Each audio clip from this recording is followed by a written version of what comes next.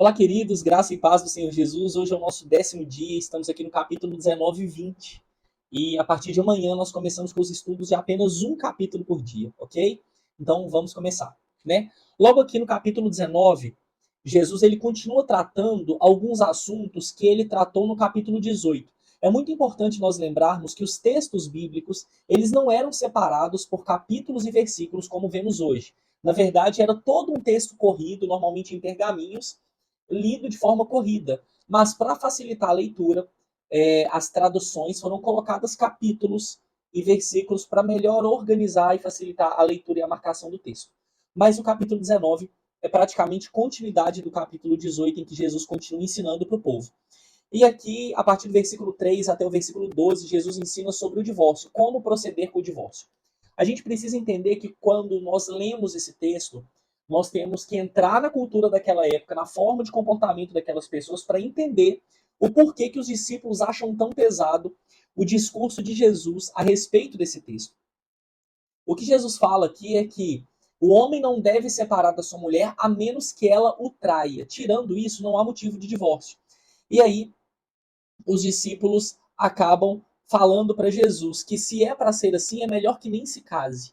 Por que os discípulos falam isso? Porque naquela época, culturalmente, o homem ele acabava se divorciando por motivos torpes. Se ele cansava da sua esposa, ele repudiava a sua esposa e ele podia falar para a sociedade que ela não o tratava bem, que ela não cuidava da casa, que ela não era boa esposa, e ele podia repudiá-la, né? E caso ela o traísse, ela podia ser exposta ali como pecadora e ser assassinada em praça pública, ser apedrejada em praça pública. Agora, em contrapartida, os homens, eles traíam, eles faziam o que eles bem entendiam, e ninguém falava nada. Estava errado quanto à lei? Sim, mas a sociedade acabava acobertando esse comportamento, o que facilitava, então, essa negligência do homem para com a sua mulher, facilitava esse pecado, e de modo que o homem ele saía beneficiado nessa situação. E aí, aqui no versículo 10 diz assim: se essa é a condição, os discípulos disseram, né? Se essa é a condição do homem relativamente à sua mulher, não convém casar. E aí Jesus rebate, ou seja, se você acha que está fácil se casar, se você acha que é difícil se manter casado, sendo um bom marido e sendo santo, né? Porque é isso que Jesus traz aqui, a essência do papel do marido é a santidade, é isso que Jesus traz para nós. E aí ele continua no verso 11. Jesus, porém, lhe respondeu: nem todos são aptos para receber esse conceito, porque o matrimônio é um grande conceito no reino dos céus. A formação de família é algo importante para Deus. E Jesus diz aqui: se você não tem capacidade, não case, porque é um prêmio muito grande o casamento e a construção do lar, né? Nem todos são aptos para receber esse conceito, mas apenas aqueles a quem é dado. Ou seja, Jesus fala que o dom de se casar é para poucos, porque é preciso verdadeiramente receber um dom de Deus para constituir família. É uma porta aberta sobre aquela vida. Porque há eunucos de nascença, há outros a quem os homens fizeram tais, e há outros que a si mesmos se fizeram eunucos. Eunuco é o homem que não pode ter relação sexual, é o homem casto. Quando aqui fala assim, porque há eunucos de nascença, ou seja, existem homens que nasceram inférteis e nasceram sem a possibilidade de constituir família. E depois, há quem os homens fizeram, ou seja, existem eunucos que, principalmente antigamente e principalmente no Egito, o eunuco eram servos que eram castrados, né? Tinha ali os seus testículos removidos para não terem relação sexual com as concubinas dos haréns. No Egito antigo tinha muito isso, e os eunucos eram servos do palácio que não podiam, que eram castos, né? Eram castrados para não terem relação sexual com as mulheres do harém do faraó ali, né? E com suas mulheres, com as suas servas. Então, outro ponto importante aqui é que Jesus ainda fala que e há outros que a si mesmos se fizeram eunucos por causa do reino de Deus. Então, esse ponto Jesus está falando do celibato, né? Do celibatário, que é aquele homem que ele escolhe não ter relação sexual, ser santo a vida inteira, ser casto, não se casar e viver da obra de Cristo. Então, é muito importante eu olhar para isso, olhar para esse ponto, porque a gente vê isso mais na frente. E é esse ponto aqui que nos lembra, em muitas vezes, o texto usado até pela Igreja Católica Apostólica Romana, afirmando que os homens da obra de Deus devem ser todos celibatários, porque o texto fala, por causa do reino dos céus. Ou seja, só pode servir ao reino dos céus aquele que é do celibato. O que a gente vê em vários outros textos bíblicos que não é verdade, até porque a maioria dos discípulos de Jesus obtiveram matrimônio, tiveram família, ok? E aí, logo em seguida, Jesus abençoa as crianças no versículo 13 ao 15, né? A gente tem aqui, trouxeram-lhe então algumas crianças para que lhes impusesse as mãos e orasse, mas os discípulos os repreendiam. Jesus, porém, disse, deixai aos pequeninos, não os embaraceis de vir a mim, porque tais é o reino dos céus. E, tendo-lhes imposto as mãos, retirou-se dali.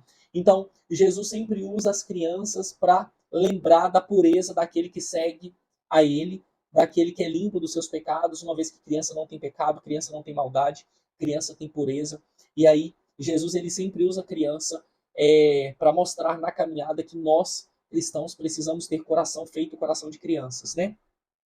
Aqui do 16 até o 22, Jesus entra em contato com o jovem rico. E essa passagem do jovem rico é muito importante porque o jovem rico ele é basicamente o discípulo perfeito. Ele mesmo fala para Jesus que ele honra pai e mãe, ele abençoa os pobres, ele é honesto, ele é puro de coração. Mas aí Jesus percebe no íntimo, no espírito dele, que fala algo, que falta algo, que é abrir mão das riquezas. E Jesus fala para ele: larga tudo que tem e me segue. E o que é interessante aqui é que ele não vai largar tudo que ele tem. E ele se entristece e não larga tudo que tem. E logo em seguida, Jesus, após esse contato com o jovem rico, Jesus usa isso para mostrar que não adianta a pessoa ter um coração puro, ter um coração bom, né? O puro aqui entre aspas, né? Porque de fato lá dentro há alguma coisa que prende. Não adianta a pessoa ser perfeita aos olhos humanos, mas ela ser escrava do dinheiro. E aqui, a partir do versículo 23 até o 30, Jesus ele fala sobre o perigo de idolatrar as riquezas. E ele fala: em verdade disse Jesus a seus discípulos, em verdade vos digo que um rico dificilmente entrará no reino dos céus. Jesus não está falando que é impossível que um rico entre no reino dos céus. Ele fala que o rico que é avarento, o rico que idolatra a sua riqueza, o rico que ama o seu tesouro, se ele não é capaz de abrir mão dessas coisas para adentrar o reino dos céus, ele não consegue aí viver a vida plena em Cristo, porque a idolatria ao dinheiro, aos bens, acaba prendendo nesse mundo material, né? E aí ele ainda fala: e ainda vos digo que é mais fácil passar um camelo pelo fundo de uma agulha do que entrar um rico no reino de Deus. Esse texto do camelo no fundo da agulha tem três leituras possíveis que a gente pode fazer aí. A primeira leitura possível é de uma hipérbole a respeito do que Jesus fala, ou seja, Jesus pega uma situação e leva a um extremo exagero para mostrar a impossibilidade daquela situação. É um camelo mesmo, um animal no buraco de uma agulha mesmo. É impossível realmente um camelo passar no buraco de uma agulha. A outra situação é a respeito de algo que faz referência a barco, a pesca e a vida marítima ali daquele povo, né? De que o camelo são aquelas duas travas onde se amarra a corda, né? Onde se amarra a corda ali da para prender o barco e a agulha é a passagem da corda do barco. Então, onde tem o barco, tem um buraco onde passa a corda e a corda vai até as duas travas que se enrola a corda em formato de 8. E ali o camelo é onde trava o barco e a agulha é a passagem da corda. Então, quando você passa a corda para ancorar o barco, você vai passar a corda pelo buraco da agulha, que é comum até então, ali o buraco no barco. Essa corda ela vai nas duas travas, e essas duas travas são chamadas camelo por parecerem corcundas de camelo, e se enrola a corda ali. Então, quando Jesus fala é mais fácil o camelo passar no buraco da agulha, pelo seguinte: se você tirar o barco sem desancorá-lo, sem desamarrar a corda, ele vai puxar o camelo junto e o camelo passaria pelo buraco, mas também é algo impossível, porque o camelo é uma parte de ferro que está presa ali no cais, né, no cais ali onde fica o barco, e se o barco tentar sair ancorado, ele não vai conseguir. Essa é a segunda leitura por estudos com base no contexto geral. E outra leitura a respeito disso é que buraco de agulha era uma porta que tinha nas casas. Normalmente, como as casas eram em lugares áridos, à noite era muito frio, de dia muito quente. Então, os estábulos ou celeiros eram colados nas salas das casas, separados por uma parede, e tinha uma pequena porta de acesso. Porque assim, com os animais perto da casa, estava tudo junto, ficava tudo mais aquecido à noite, né? É uma outra explicação plausível diante da arquitetura da época. E aí, esse buraco da agulha seria, no caso, uma portinha pequena, da qual dava acesso da casa para o estábulo ali, só que os animais eles não conseguiam passar por esse buraco, por essa portinha, porque ela era pequenininha. Então, se tinha um camelo ou um cavalo no estábulo, ele podia tentar passar e ele não ia conseguir, era impossível para ele, porque a porta era muito pequenininha e essa porta era chamada buraco de agulha. Então, essa é mais uma explicação que Jesus fala a respeito da necessidade do homem buscar aí verdadeiramente abrir mão das suas riquezas para seguir ao Senhor. E ele finaliza, né, no versículo 29. E todo aquele que tiver deixado casas, ou irmãos, ou irmãs, ou pai, ou mãe, ou filhos, ou campos, por causa do meu nome, receberá muitas vezes mais e herdará a vida eterna. Porém, muitos primeiros serão últimos e últimos serão os primeiros. Por que Jesus fala isso? Porque Jesus está ensinando sobre a necessidade de abençoar, a necessidade de abrir mão para buscar a santidade. Né? Então é muito importante eu olhar para esse texto, eu compreender isso. Jesus o tempo todo fala sobre mudança de rota, mudança de caminho, arrependimento, mudança de conduta, sobre pensar nos seus atos, pensar na vida que você leva. Se essa vida ela tá te levando para a presença de Deus, é uma coisa. Agora, se é preciso que você abra mão da sua família para a salvação, abra mão. Então, aqui é um outro ponto polêmico sobre família, mas é importante a gente ver isso. O que Jesus está falando? O seu marido te impede de ser salvo? Larga teu marido. O seu filho te impede de ser salvo? Abandona teu filho. Ah, como assim? Você está falando que pastor, você está falando que eu tenho que divorciar? Não, não estou falando que você tem que divorciar. Eu estou falando que você não deve acompanhar a mesma conduta do seu marido, da sua esposa e nem aceitar a conduta do seu filho. O largar é o largar o comportamento. Jesus usa um sentido literal aqui por conta do contexto da qual as coisas têm acontecido. Mas é importante a gente lembrar que existe esse ponto da família, que se a sua família é pedra de tropeço, larga ela para você viver, para você alcançar a salvação, de modo que a salvação é individual e o caminho é único, é você que tem que fazer essa busca, ok? Vamos entrar agora então, finalizando aqui, o capítulo 20, né? E aqui no capítulo 20 a gente começa com a parábola dos trabalhadores na vinha, né? Então, eu entendo que você já leu aí o capítulo 20. Eu vou explicar um pouco da parábola e sobre o que Jesus está falando aqui. Nessa parábola, a parábola começa falando sobre o chefe da vinha, que ele vai lá, contrata os trabalhadores e combina com ele o pagamento de um denário, ok? Então ele combinou o pagamento de um denário para começar a lavoura de manhã. Então esses homens eles vão trabalhar na lavoura de manhã, só que depois de um certo tempo, o chefe sai, encontra homens na rua parado à toa, chama eles, fala com eles, olha, vem que eu quero que vocês trabalhem para mim. Chama esses homens, eles vão trabalhar, só que aí eles já vão trabalhar meio período dos primeiros trabalhadores. E depois o chefe vai na rua de novo, encontra homens ali perambulando pela praça, chama eles e faltando uma hora para terminar o expediente de trabalho ali, que terminava aqui, ó, no versículo 9 diz assim: vindo o da hora 1/10, recebeu cada um deles um denário. Ou seja, o que é a hora 1/10? É a última hora do expediente de trabalho. O expediente de trabalho, devido ao sol forte do deserto, da região, né? A última hora de serviço era 3 horas da tarde. Então o dia começava quase que de madrugada e 3 horas da tarde se parava de trabalhar. Então essa hora 1/10 aqui provavelmente era 2 horas da tarde. Só que eles também receberam um denário, receberam o mesmo que os trabalhadores do dia inteiro. E aí os trabalhadores do dia inteiro, eles questionam o chefe, viram pro chefe e falam assim: você pagou menos pra gente do que você pagou pra eles e eles trabalharam só uma hora. E aí o chefe fala para eles: eu não fui injusto com vocês. Quando eu contratei vocês, eu combinei com vocês que eu os pagaria um denário por dia e vocês aceitaram. Sim ou não? Sim. Então esse é um combinado justo. Aí, em contrapartida, esses trabalhadores eles ficam enciumados e ficam tristes, não sem razão, de que eles não receberam mais. Porque se eles trabalharam uma hora só e receberam um denário, eles tinham que ganhar muito mais. Só que já haviam combinado com eles, eles aceitaram receber um denário para trabalhar durante todo o dia.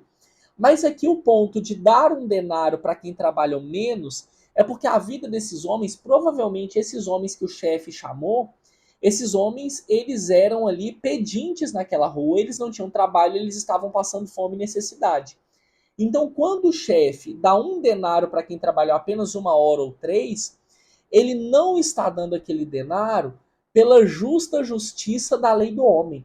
Ele está dando aquele denário pela graça e misericórdia de Deus, para derramar misericórdia na vida daquele homem e agir de bondade com eles. Então, é isso o que Jesus vem ensinar aqui, que o reino dos céus é dessa forma, que no reino do céu tem a lei, tem aquele que cumpre a lei, tem aquele que cumpre a santidade, mas também tem aquele que mesmo no fim da sua caminhada, ele se arrepende, ele busca uma vida santa e alcança a misericórdia de Deus. Então, o que nós podemos comparar de forma clara é, vamos dar um exemplo de um homem que viveu a vida inteira em santidade, sem pecar, sem errar na presença de Deus, servo numa família amada, numa família santa, e um outro homem que viveu a vida inteira no pecado.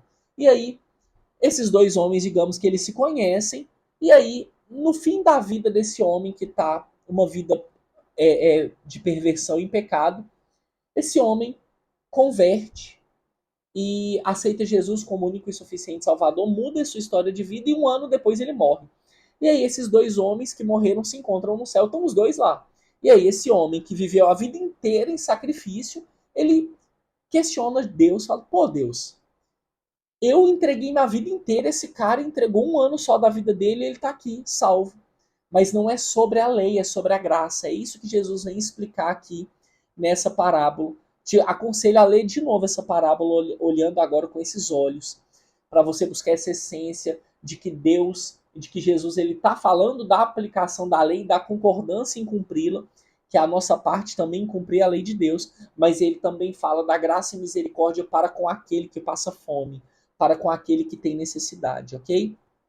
E aí, no versículo 17, Jesus fala novamente a respeito da sua morte, né, da sua caminhada. No versículo 20, é um ponto muito importante aqui, versículo 20. Então se chegou a ele a mulher de Zebedeu com seus filhos e adorando-o pediu-lhe um favor.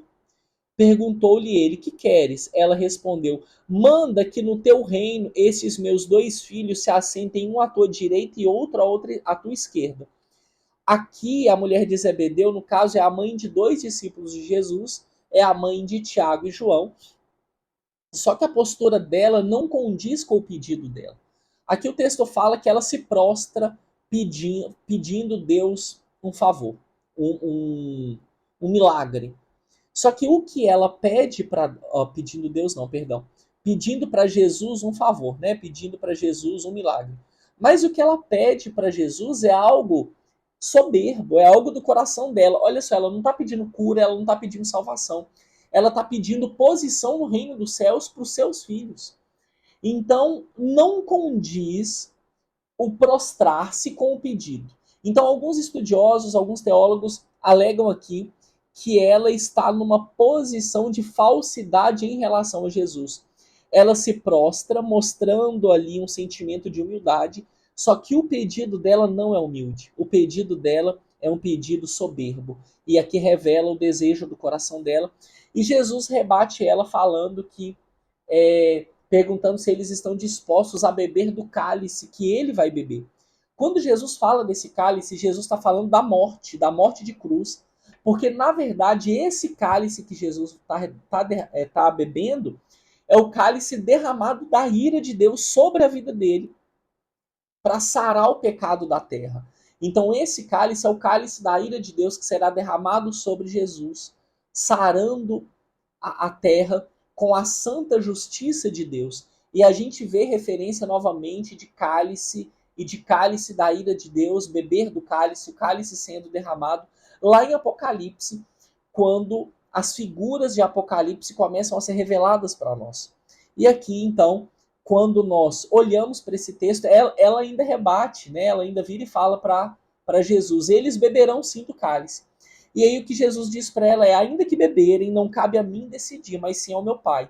Ou seja, ainda que eles morram por conta da minha vida e da minha vinda. Apenas Deus pode definir quem se sentará de qual lado. E Jesus fala que o caminho para uma alta posição no reino dos céus é: maior é aquele que serve. E ele finaliza assim: não é assim entre vós, pelo contrário, quem quiser tornar-se grande entre vós, será esse o que vos sirva. E quem quiser ser o primeiro entre vós, será vosso servo, tal como o Filho do Homem, que não veio para ser servido, mas para servir e dar a sua vida em resgate para muitos. Ou seja, aqui Jesus finaliza falando que assim como ele está ali para servir o povo, os seus discípulos devem aprender com ele também servir o povo em graça, em amor e verdade. E aqui, finalizando o texto, Jesus ainda realiza a cura de 2 cegos em Jericó, só mostrando para a gente que mesmo sabendo que vai morrer, mesmo sabendo que ele está no final do seu ministério, ele continua curando e amando pessoas, né? Então, fica aqui com esse estudo do capítulo 19 e 20. Que Deus abençoe sua vida, sua casa, sua família. Nos encontramos amanhã para a leitura e para o estudo do capítulo 21. Deus abençoe. Tchau, tchau.